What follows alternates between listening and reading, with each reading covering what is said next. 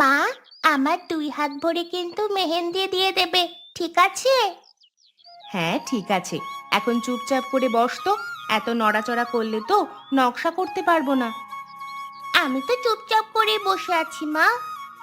তুই যদি চুপচাপ করে বসেই থাকিস তাহলে একটু পর পর এত কথা বলে যাচ্ছে কে শুনি?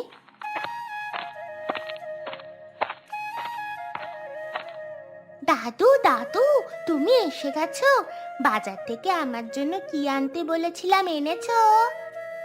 হ্যাঁ দাদু ভাই, নিয়ে এসেছি। সেটা কি আমি ভুলতে পারি? আমার ব্যাগই আছে। আচ্ছা, তুমি ঘরে নিয়ে গিয়ে রাখো। এখন তো আমি আর ধরতে পারবো না। দেখতেই তো পাচ্ছো, হাতে মেহেন্দি দিয়েছি। আচ্ছা, তাহলে আমি ঘরেই রাখছি। কই গো, সুমনের মা কোথায় গেলে? এইদিকে এসে বাজারের ব্যাগটা ঘরে নিয়ে যাও তো। আরে, আজ এত দেরি করে ফিরলে যে? আর বলো না, আজ তো আবার শুক্রবার, ছুটির দিন। বাজারে প্রচুর ভিড় ছিল। মাছের বাজারে তো যেতেই পারলাম না। কিছু শাক সবজি কিনে নিয়ে চলে এলাম। আচ্ছা আচ্ছা, তুমি এখন ঘরে গিয়ে একটু বসো তো। আমি লেবু আর ঠান্ডা পানি দিয়ে তোমার জন্য শরবত বানিয়ে নিয়ে আসছি। হ্যাঁ তাই দাও, আমি ঘরে গিয়ে একটু জিরিয়ে নিচ্ছি। যা গরম পড়েছে, মনে হচ্ছে আজকে বৃষ্টি নামবে।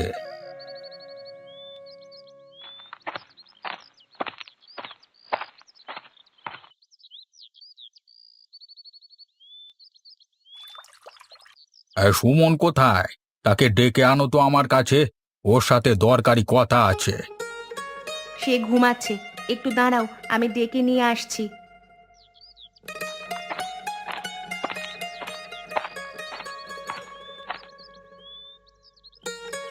এই সুমন, ওঠ, তোর বাবা তোকে ডাকছে।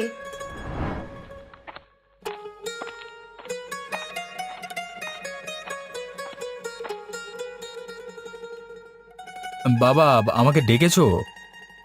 হ্যাঁ শোন, তুই আমার সাথে কাল থেকে মাঠে গিয়ে চাষ করবি। আমার জন্য কঠিন হয়ে যাচ্ছে সংসার চালাতে। সারাদিন কাজ করে তারপর আবার এত দূর থেকে বাজার করে আনতে হয়। বাজারটাও তো করতে পারিস নাকি? আমি পারবো না। আমি ব্যবসা করব, আমাকে 10,000 টাকা দাও। আমি এত টাকা কোথায় পাবো? ব্যবসা করা লাগবে না, আমার সাথে খেতে চল। আচ্ছা, আমি চলে যাচ্ছি। তোমাদের বাড়িতে তোমরা থাকো। হুঁ।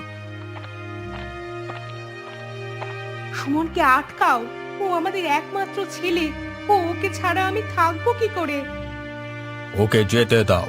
কাজ করে বুঝুক জীবন কত কষ্টের। কি বলছো তুমি এইসব? যখন ক্ষুধা লাগবে তখন এমনি বাড়িতে চলে আসবে। ওর দৌড় আমার জানা আছে। যাস না, যাস না বাবা সুমন, যাস না।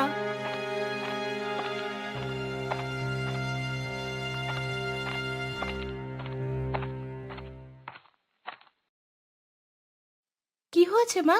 ছুটির বাবা কোথায় চলে গেল রাগ করে? তোমার শ্বশুরের সাথে রাগ করে বের হয়ে গেল, জানি না কোথায় গেছে। বললাম তো, ক্ষুধা লাগলেই চলে আসবে। শুধু শুধু চিন্তা করো না। বিয়ে করেছে, একটা মেয়ে আছে, তারপরেও এমন ছেলে মানুষই কেন করে বুঝি না। আমি তো অনেক বলি কিছু একটা করতে, কিন্তু আমার কোনো কথাই তো ও শোনে না। বৌমা, তোমাদের মাথার উপর তো আমি আছি। আমি যতদিন আছি এত ভেবো না। আমি সব সামলে নিতে পারবো। আপনারও তো বয়স হচ্ছে, এতগুলো মানুষ আপনার ওপর বসে বসে খাচ্ছি আমরা।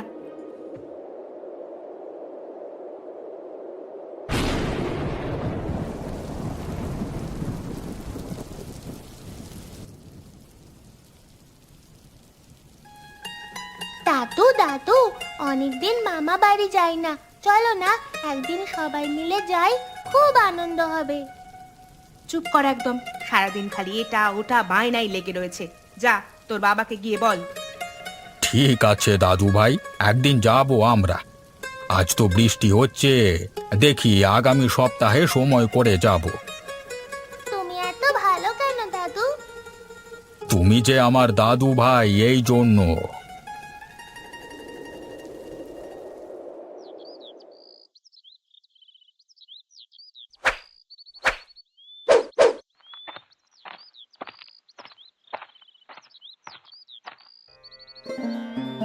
আমাকে কিছু আম দেবে?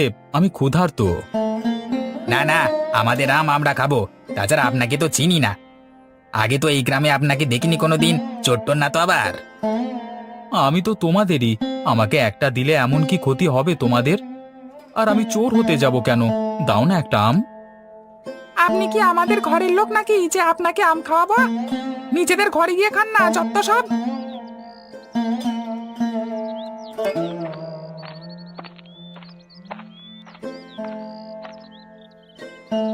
আমাকে যে করি হোক টাকা উপার্জন করতে হবে।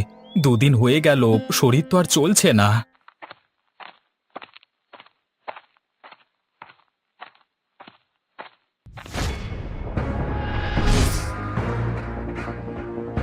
বাঁচাও বাঁচাও, আমার সবকিছু ছিনতাই হয়ে গেল, বাঁচাও।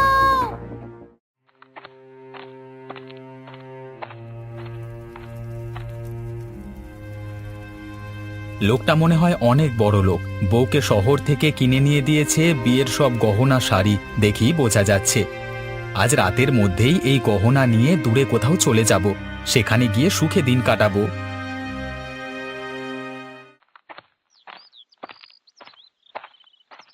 কি ব্যাপার বৌমা, এই কদিন তো খুব অল্প বৃষ্টি হয়েছে, কিন্তু তোমার বাবার বাড়ির রাস্তাঘাট পানিতে তলিয়ে গেল কিভাবে? শুধু রাস্তাঘাটের অবস্থাই দেখলে আশেপাশে রাস্তায় ময়লা স্তূপ জমে লোকেদের যাতায়াতের অসুবিধা হচ্ছে, সেটা দেখতে পাচ্ছ না? কিন্তু এমনটা হলো কিভাবে? আমাদের এলাকায় বিগত 100 বছরেও খাল খনন না করায় সময় মতো রাস্তাঘাটের পানিও নামে না। তাই অল্প বৃষ্টিতেই এলাকায় বন্যার মতো পরিস্থিতি সৃষ্টি হয়। ফলে ফসলের ক্ষয়ক্ষতির পাশাপাশি সেচ সুবিধা থেকেও বঞ্চিত আছে কৃষকরা। কি বলছো বৌমা? তাহলে তো এতদিনে সবারই উচিত ছিল খাল খননের উদ্যোগ নেওয়া। এই তো আমরা মামা বাড়ি চলে এসেছি। কি ব্যাপার বৌমা? বল, এই কাজ কতদিন ধরে করিস? বল, তোর বাবা মা এই কুশিক্ষা তোকে দিয়েছে? আমার বাবা মা আমাকে এই কুশিক্ষা কেন দেবে? আমার বাবা অনেক মেহনত করে টাকা আয় করে সবার মুখে খাবার তুলে দেন। তাই নাকি? আর তুই কি করিস? আমাকে মাফ করে দিন, আমি আর এমনটা করব না। আমিও এখন থেকে আমার বাবার মতো মেহনত করে খাবো। সত্যি বলছিস তুই? একদম সত্যি বলছি। আর কোনো দিন আমার নামে কোনো ধরনের অভিযোগ আর কারোর কাছে পাবেন না, কথা দিলাম। ঠিক আছে, এবারের মতো ছেড়ে দিলাম। এখন যা তাহলে, সাবধান, তোর উপর আমার নজর থাকবে।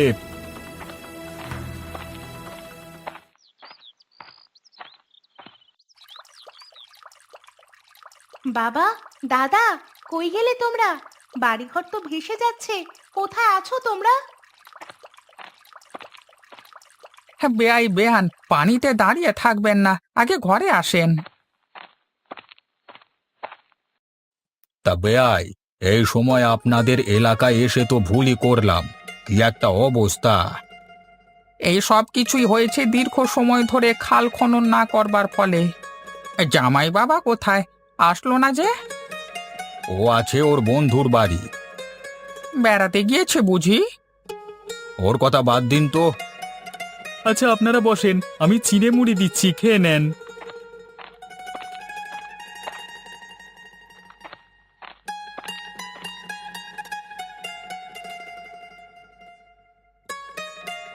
বেয়াই, আপনারা এই এলাকায় যারা আছেন তারা আপনাদের চেয়ারম্যানের কাছে খাল খননের কথা বলেছিলেন? তা তো অনেকবারই বলা হয়েছে, করে দেবে করে দেবে করে আর দিচ্ছে না। বছরের পর বছর ধরে ভুগছি আমরা। এলাকায় ক্ষমতাবানেরা খালপার দখল করে বসে আছে, আর এইদিকে কৃষকেরা ঠিকমতো সেচ দিতে না পেরে ফসল নষ্ট হচ্ছে, লাভের মুখ দেখতে পারছে না তারা। খাল থাকলে বর্ষা মৌসুমে মাছের আহরণ বৃদ্ধি সহ বিপুল পরিবর্তন হবে। একটু বৃষ্টি হলে এই রাস্তাঘাট আর তলিয়ে যেত না।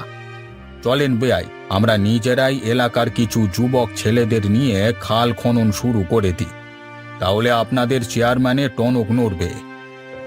কি বলেন কি? আপনি খাল খনন করবেন?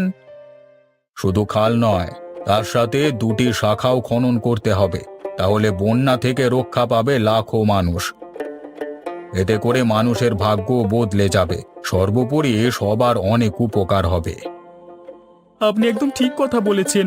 কেউ একজন এগিয়ে আসলেই কাজটা শুরু হবে। কাল থেকেই আমি আর কজন নিয়ে কাজটা শুরু করে দেব।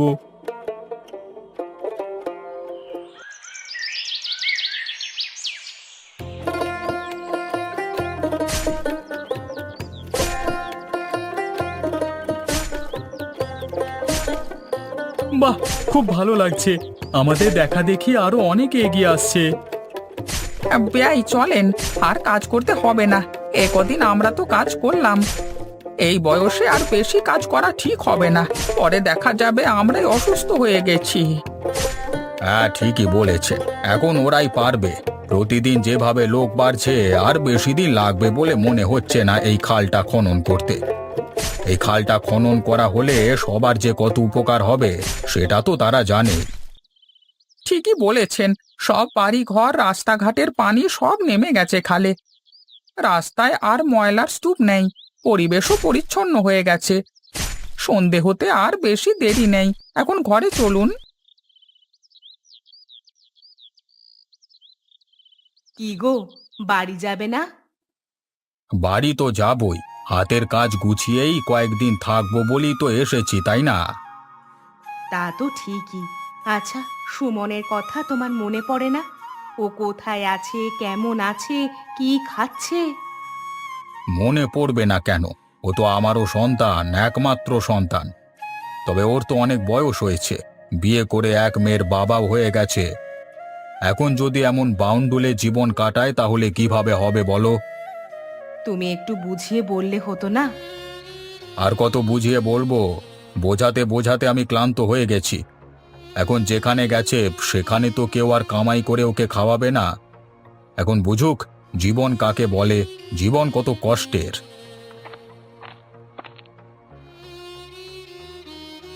বিয়াই, আপনি এখানে? আমি বাইরে খুঁজছিলাম আপনাকে। কেন, কোনো দরকার ছিল? না, দুপুর গড়িয়ে গেল, এখনো তো খাওয়া হলো না।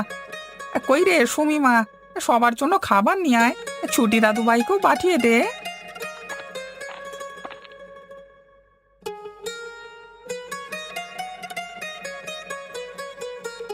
বেয়াই, একটা কথা বলতাম।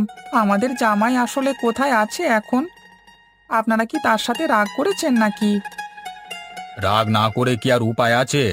বয়স তো আর কম হয়নি, কিন্তু সংসারের বোধ বুদ্ধি তো আর কিছুই হলো না। মেয়েটা বড় হচ্ছে, তার কথা ভাববে না? আমি আর কদিনই বা আছি। তা আপনি ঠিকই বলেছেন, কিন্তু এভাবে রাগ করে থাকলে সমাধান আসবে না, তাতে কেবল দূরত্বই বাড়বে। আপনি অভয় দিলে আপনাদের বাড়িতে লোক পাঠিয়ে জামাইকে কিছুদিনের জন্য এখানে নিয়ে আসি, সবাই মিলে বুঝিয়ে বলি, কেমন? দেখুন আপনারা যা ভালো মনে করেন।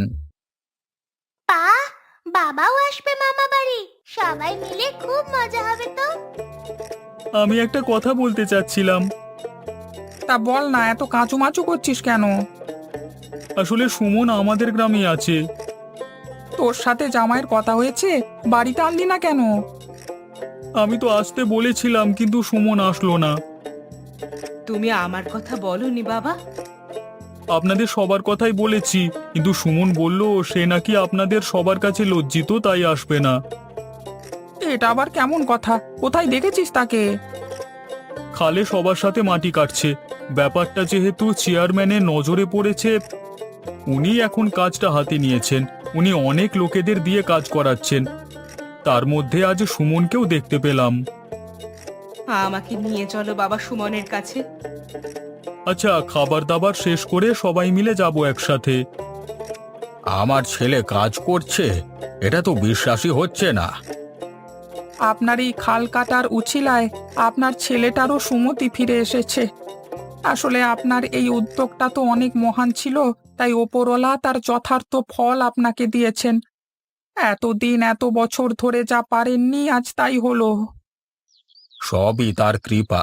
সবাই তাড়াতাড়ি শেষ করে নাও, আমার ছেলের কাছে যেতে হবে।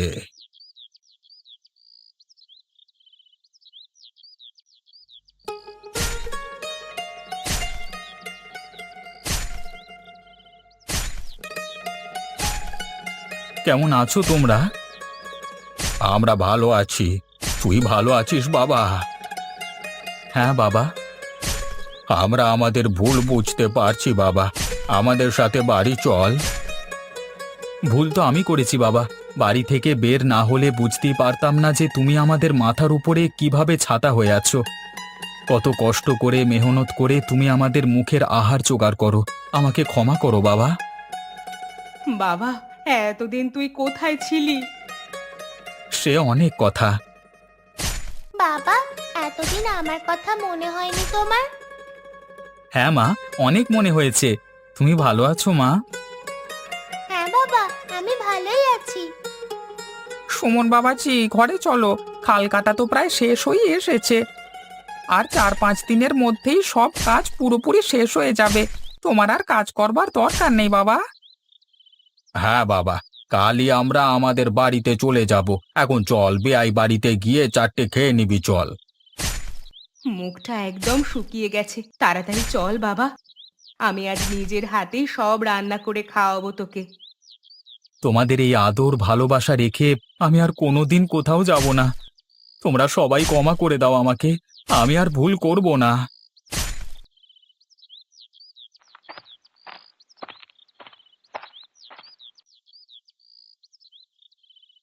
বাবা রে, আমাকে এভাবে বসিয়ে রাখলি কেন? এত কাঠফাটা রোদে তুই একা কেন কাজ করছিস? এতদিন তুমি একা করনি, চুপচাপ বসে থাকো, কোনো কথা বলবে না। এখন থেকে যা করবার আমিই করব। তুমি শুধু বসে বসে খাবে, এটা তো আমার দায়িত্ব বাবা। যাক, কুটুম বাড়িতে খাল কাটতে গিয়ে আমার ছেলেটার যে এত সুমতি হবে সেটা তো ভাবতেই পারিনি। আসলে যা হয় ভালোর জন্যই হয়। বাবা, দাদু তো বাজার থেকে প্রতিদিন আমার জন্য মজা নিয়ে আসতো। এখন তুমি যদি দাদুকে কোনো কাজ করতে না দাও, তাহলে আমার মজা এনে দেবে কে? সেটা আমি আনবো দাদু ভাই। সেটা আমি আনবো রে মা। এই এত রোদের মধ্যে তোমার দাদুকে আর আমি বাইরে যেতে দেব না। আমার মজা পেলেই হলো, সেটা তুমিই দাও বা দাদু।